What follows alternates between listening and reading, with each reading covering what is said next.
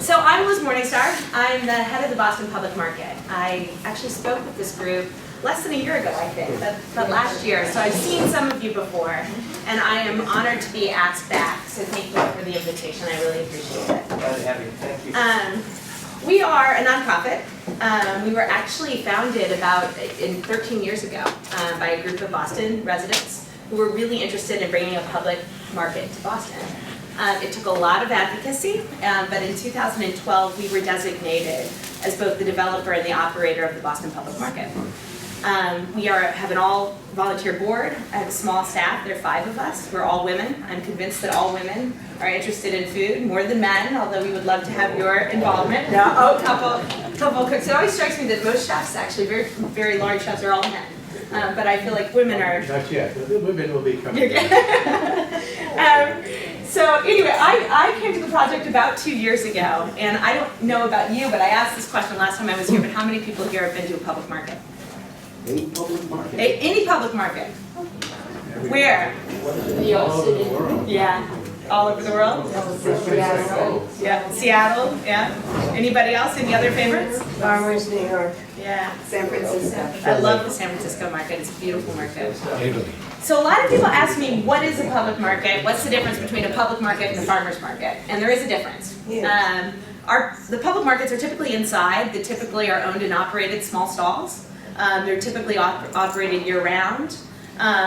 Public markets in the United States some of them have very old histories and have been around since when Quincy Market was first built, a little younger than that. And some are newer. So we will be, obviously, the 3rd public market opened in Boston, but the first in about 150 years. So we are actually part of a trend that other cities have seen of newer markets opening up. We're similar in one way, and that's that we're a nonprofit. We've raised about $9.5 million in private philanthropy in the past 2 years to build the market, and we've received funding from the state. So it's a public-private between private philanthropy and the Commonwealth. All right, so that gives you a little sense about how we landed here. The one thing that is most unique about the Boston Public Market is that we are all locally sourced. We will be the first in the nation to be sourced in this way. So it is a really different concept. Everybody asks me, what does that mean? That means that everything that you buy in the Boston Public Market will either originate or be produced in New England. So that's how we defined it. So what won't be there? There will not be avocados, there will not be bananas, there will not be citrus. That will not be available at this public market.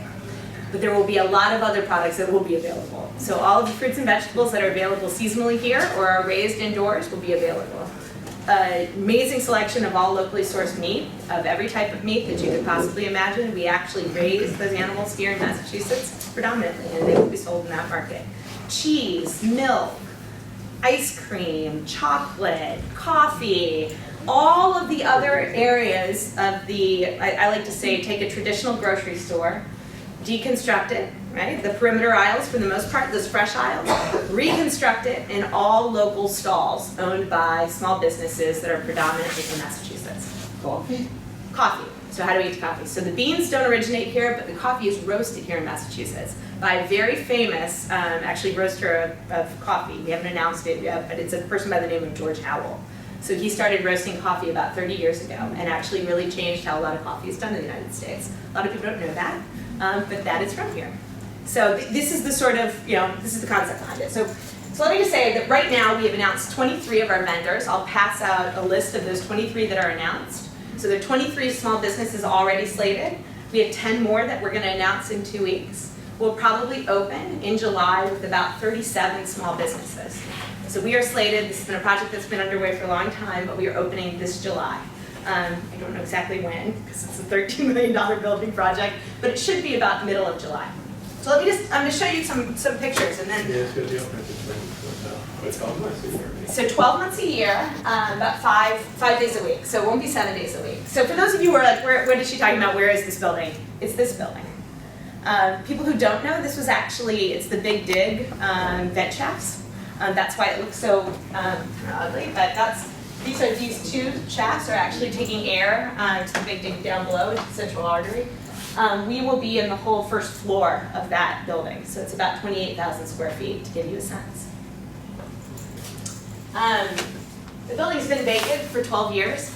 And for those of you who know that area, that vacancy has actually really impacted the neighborhood. It could use a refresh and could use some more activity. One of the reasons why it's such an expensive project is that it was in really terrible shape. So there was one source of power and one source of water when we inherited the building 9 months ago. So a lot of the build out of the space itself is about trying to create a usable market hall floor that can support up to 45 different businesses, which you can imagine that that's quite a bit of work. The look and the feel of it when it's there will not be glitzy. This is very utilitarian, useful space. So think concrete floors and a lot of emphasis on product and who brought the product there and less on what the look and feel of it is. So that's what you should expect. Just a word about, the Market District. This was a concept that Boston, that the BRA first went down in, I think, 2000, and Victor's gonna know better than I would. But I think when the parcel was first sold to the state, it was actually designated for retail space on the first floor. Okay, that was part of what the city wanted. They wanted to see a market district, something that sort of respected and paid homage to the Haymarket and its long history there, and added to that and created more of a district and a feel to it. So it was slated as such. The way they think about it when they talk about a market district is they think about this whole area. So trying to think about being along Quincy Market and then up, this is where we are, and over as being part of an overall district effort. So the market district is where the T is? It's really, so we're the T building. So that's where Haymarket T Station is actually in our space. Up in orange. Yeah, the orange line, yeah. And I'm sure this question will come up, but when I first took over, I started with our nonprofit about 2 years ago, and I would say one of the first meetings that I did was with the Haymarket Pushcarts Association. And, this is a popular statement in some rooms and unpopular in others, but I really view our success as their success. And so it all is around how do we create a market district that actually supports and helps each other, right? And so that just in the economics would tell you that actually when you have two different entities that are selling things but the products are different, the number of people that are coming through is actually better for both. So that's a lot of what Boston was thinking when they thought about this as a market district. It just didn't happen for another 12 years, right? So this has been a really long time in coming. But the push carts are still staying, their usual 3 Yeah, days. yeah. So think totally different products, yeah. right? You probably know. So they'll still be there. They'll be there on their days of the week, Okay. and then we're there 5 days a week. Do you know what 5 days? Yeah, it's Wednesday through Sunday. Okay. So no Monday, no Tuesday. So this is I just also would say, sometimes this wasn't how I thought about the project when I first started. Our front door is actually, we think of it as Congress Street. I, for some reason, thought we would be oriented the other way, more towards the Greenway, more frankly towards you guys. But when you get down in that space and you see where the foot traffic is coming from, and you also understand the layout of our interior, it makes a lot more sense for us to be fronted towards Congress. We do have, and I'll show this to you on the next slide. Again, this is from the north end looking over. And then I'll pause here for just a second and say something about the overall market. This is our floor plan. When I say that we front towards Congress Street, think this is Congress. You can see how porous the space is with all of the different entryways around it. Each of those arrows marks a different entrance. It's the whole floor, and this is the central market hub, and these little units, I won't get into all the details, but they represent small leasable units. So we've done some really innovative things around how we lease our space, because we expect that the market that we open this July will change over time. So we want to be able to accommodate that change in vendors. So this allows us to do so. That's the market hall floor. This is probably one of the most interesting parts of the market, but it isn't about retail. It's actually a kitchen. It's a community kitchen that will offer classes, both fee and free, to the community, and it will also have, which might be interesting to you all, time set aside for neighborhood groups who may be interested in using the space. To just say a word or two about this, it's operated by another nonprofit called the Trustees of Reservations. We have a partnership agreement with them. We'll be announcing some of the partners who will be providing classes through the kitchen. I will say that America's Test Kitchen is one of the groups that we've talked to, so we're likely to announce them in the next month. Again, think cooking classes, think learning more about sourced products, anything from something where you're actually doing hands-on cooking to something that's more lecture style. So we can talk about that in the question and answer too. The white space on the upper left, what is going to be there? That's a vent shaft. So all of this is non-usable space. So I think that's the outtake. And then these two are the intakes that you see, the large stacks that come out. This is just to orient everyone, this is the R&B lobby. So you know when you go to the new Boston R&B, the headquarters of the Boston R&B is actually in the second floor. So the market hall is only representative of these units that you can see in color around. And then of course somebody asked the question about Haymarket. This is the Haymarket T Station. It's a really complex, not attractive building, to be honest.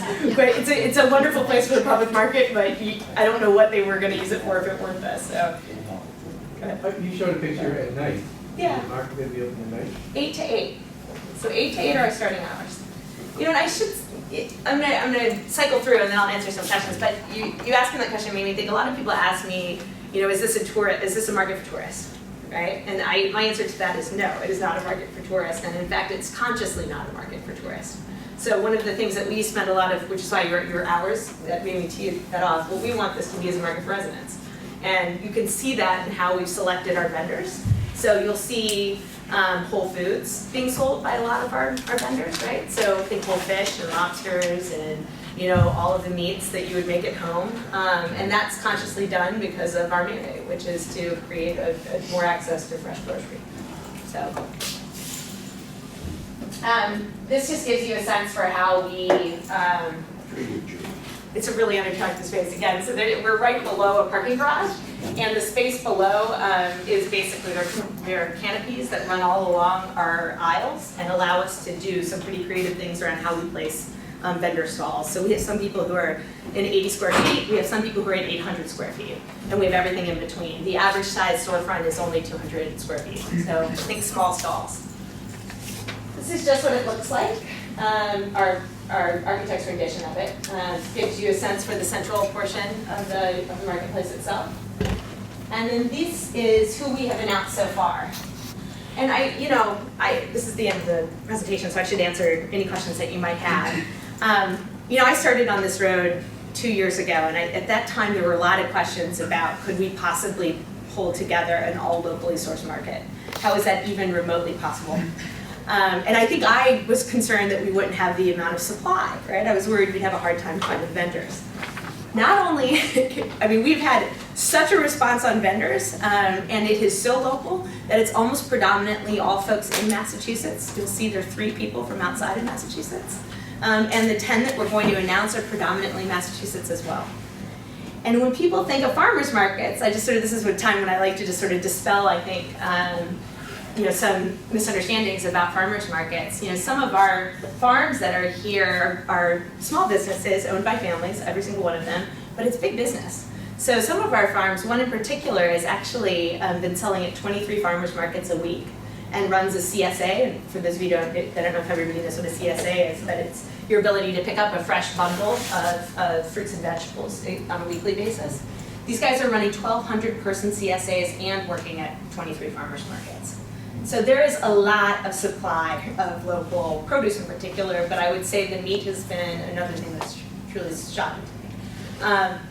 Fish, I'm sure you know this, but New Bedford is actually the most valuable port in the United States, that over Anchorage, Alaska, and all of the Alaskan ports. It has to do with the value of scallops, but it also has to do with catch loads. So we are actually a very, very big exporter of seafood. New England is actually highest value of farm-to-table sales in the United States. So just to kind of dispel any ideas that people might have about whether local might work, we are actually uniquely situated to do this type of market. So I'm sure you have questions. I hope you have questions. I'm better at questions than talking. So please feel free to ask anything. Liz? Craft beers in the unannounced tent, It's in the unannounced tent, but for those folks who saw, we did have a hearing this week, and it's actually it's a retail store, and you're gonna have to forgive me if I'm doing this the wrong way, but it's not a core or an open license, but a retail package store application. It's from a group called Hopsters, which is actually a Newton-based establishment. It's to sell all local craft beer, cider, and spirits. It was approved this week. When are they going to ask for a pouring license? Well, they have a hard time to do a pouring license because there's no space for them to serve. They will. Hopsters They has will. an actual like restaurant in In- Newton, they have a so I restaurant. mean they're more likely to push business that way, I think, than actually push for. They do have a Yeah. restaurant in Newton. Yeah. So that's not what they're interested in doing. And in fact, to be fair, we can't really support that type of activity because there's no space. Oh, just wait. Okay? We've seen it a million times here. Have you? Yeah, you know. Will there still be a farmer's market outside in the summer? So that's our farmer's market. So there will be. So we actually run the Dewey Square farmer's market. I don't know if you've been there. And then the farmer's market that was on Government Center that was then moved down to the front of this building is ours that we moved last year. It'll actually open at the end of this month. And it'll operate on a slight change in days on Sundays and Wednesdays. So thank you for asking. When the fish is caught in New Bedford, how long does it take to get to Boston? It's a good question. I don't know. We actually, the people that we've talked to are actually on the fish pier in Boston. So there's actually, the fish processing industry in Boston is actually on Dock 9. quite lucrative, yeah. And there's actually about 19 ships that sail out of Boston Harbor. Do the vendors sign an annual contract? What's the vendor fee arrangement like? It's annually for the most part, and that's thoughtfully done, right? So we one of the things we anticipate is that we're going to see a lot of turnover. Some of these guys, it's almost an incubator experience for the first time. So that's part of the thought, is that keeping it short makes more sense. And are the vendor fees determined by square footage or other requirements, or how does that work? It's both square footage and then it's on a percentage of revenue. And we did a pretty unique way of setting rents. We actually asked people to apply and tell us their financial interest in participating, in part because we're here and we exist to sort of promote local, but we didn't know what sort of a rent we needed to set that wouldn't be too exclusionary or not welcoming enough. Does that make sense? But it's fairly standard. It's standard. It's standard. You'll see some changes based on the type of product and the margins that you see in that product. I mean, you'll typically see a lower base rent for produce than you will see for prepared food. Mainly because their margins are different and our incentive is different. Yeah. Will vendors be offering EBT? Thanks for asking that. That's one of the requirements, actually. So any vendor who has SNAP eligible or food stamp eligible product must accept EBT. And that actually is not, you would think that that would be something easy to accomplish in this day and age, but it's actually more challenging than we have. We accept, for those of you who don't know, we accept SNAP and EBT benefits in both of our farmers markets. But integrating sort of a technological solution to accept EBT and SNAP at every small stall is actually more challenging. But it will all be accepted. And my other question is, how is the produce, how do they unload it? Yeah, where's the loading dock? Yeah, it's a good question, and it's probably, there are a couple of operational challenges. Yeah, so this is, let me jump back here. This is the loading area. Is that through the Parcel 7 entrance, like the garage entrance? It's on the opposite side of the garage. So Okay. the garage entrance, you can see this is the ramp to the garage right here. And then the loading dock is right after it. Anytime you've gone around the block, you've gone right past it. And it's weird, it's got a weird thing in that it's set back. It wasn't designed for the type of loading and unloading that we Okay, because that street right there gets backed up hard because of Parcel 7 parking in general, like all day long. all day long. And we're worried, so we're worried because we know that people right now are having to queue to get into and sit out there, which is your point. So Friday. we have, especially on Friday, especially at rush hour, but we've started by we've done two separate revisions of a study of how best to time it and schedule it. And then we've surveyed our vendors now 3 different times to try to figure out what their needs are. Now we're trying to work to what's the best way to consolidate their need into the areas where it's least congested. And it's interesting, one of the suggestions that has come up from our butters over in the Blackstone block, and we've worked with the businesses there, and I think it's a good one, is to look into early morning hours when we can have folks staged in those parking areas, so between maybe 6 and 8 a.m., to take any sort of pressure off that we may have to traffic that's coming around this way. But that's, what you just asked is probably the most difficult thing that we face in terms of just trying to make it work. Okay. So, good question. I don't really understand, so that I don't know what it's called, the farmer's market, that's there, what is it, on Saturdays and Thursdays? Haymarket? Friday, Saturday, Sunday. Yeah. No, I think it's right by that hotel, right?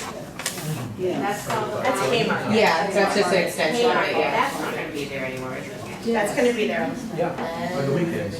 So the Haymarket has been around for about 125 years, and it's got a really long history. If I were to, the original, I'm sure the people in this room that know better than I do, so let me just apologize if I say it the wrong way, but, it used to be farmers. I mean, that's what it was. It isn't as much. Now it's actually excess food out of Chelsea Wholesale Market. And it is food that's close to expiration date, so it can be controversial, but it does serve a very important purpose in terms of people that shop there. So that's staying there. It'll stay there. It'll stay there. This is an addition.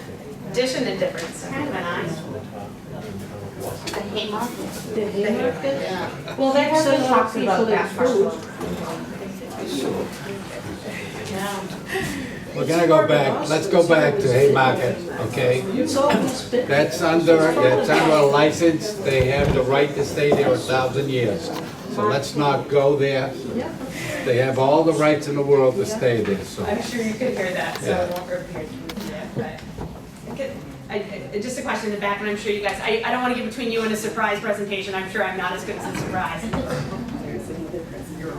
You said 3 different times. I'm curious what those 3 different times are. I'm sorry? 3 different times of day. What times of day? I think you're talking about when they're loading. Yes. I think they haven't figured out the specifics of that out yet. They're still dealing with what the needs of the vendors will be and stuff, so we Yeah. Okay, when you figure it out, let me know. Okay. And if you have, whatever your concerns are, if you have suggestions, you should tell us too, because now's the time to make a difference in it. Well, if it's 6 o'clock, 8 o'clock, 10 o'clock, noon, just let me know. I'm sure that, It'll probably be some combination of all of this. I'm sure that the schedule, I'm sure that there's gonna be some variability in the loading schedules. So, Yeah. but to the extent that the knowledge is collected, it will be disseminated. And I'm happy to Very share. good. Yeah, I couldn't be more. Anything else? I have a question about the farmers markets that you have, Dewey Square and the one in front of the building, that used to be Government Center. Those are gonna continue. Yeah. Are you thinking about expanding those at all? Right now, no, mainly because there isn't space for it. Actually, the Greenway had asked us whether or not we might expand Dewey, and it would mean expanding it in a different way. I don't know that we're going to do that. As you know, I don't know how well you know what happens in Dewey, but Dewey's pretty programmed up with the food trucks. Right. So it would need some shoveling there. Our current Greenway market will have about 15 vendors. One of the reasons I'm asking is because one of the things that we're doing here, I don't know if you were here when I talked about what the Parks and Open Spaces Committee is doing, but we're looking at renovation of the Paul Revere Mall. And there have been some that have suggested that that might be a very nice place for a whole bunch of carts, if there were the proper connections for electricity and plumbing, all the things that you had to, all the challenges that you solved here. And I'm curious if that might be a conversation that you guys might want to have with the Parks group at any point. We would definitely have it. The other thing I would say to your Parks group is to think about what they can do without the added electricity and cost of it. Because there are some farmers markets in the city that do it without it. And just because I know you're expensive, you would just fight the street. So it would be worth looking at that, and I'm happy to make suggestions. And actually, your tree counting is good too. I would be the right person to do it. Fantastic. We'll get you signed up onto our committee. It's a big controversy where I live, so I know it well. Are there any plans for the sidewalk space on the Greenway side other than a farmer's market?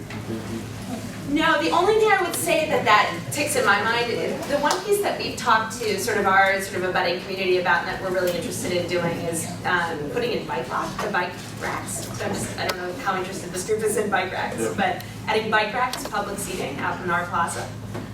So maybe public seating, yeah. Yeah, and I thought it would be undesignated to anybody on the inside, but just public seating, which I think is, just as somebody who lives in the neighborhood, I think it's a good idea. And many of our abutting businesses like the idea as well. I think it adds some amenities that just don't exist in that area. The area is, if you haven't been over there, it's worth checking out. It needs some life, it needs some lift. It really needs some help. So we've thought about those sorts of things, and it's been met with a lot of, actually, enthusiasm. And there's been a plan for like a restaurant, right? There was at one point, there's no restaurants. And actually the interesting thing about the market that is asked of me a lot, it's, I'm not I don't claim to be a real foodie or into all of the trends in the United States, but it is a real trend to do these food halls, right? I mean, the most obvious that everybody talks about is Eataly. But there's actually a very famous one that's more of a public market style in LA. We're a little bit of a cross between a whole food place, but with some prepared foods, but everything is street food, so there's no place to sit down. And that's a trend that you see in some of the oldest public markets in the world, and I actually think is nice and smart for us, given our neighbors. We don't need another restaurant, and I would say given the type of clientele that we think we're going to get, it's good for us. And it also allows shop owners to both sell whole foods and then some lightly prepared foods that combine both. So it just makes good business for them. There's an Italy opening up in the Peru. I know. Yeah.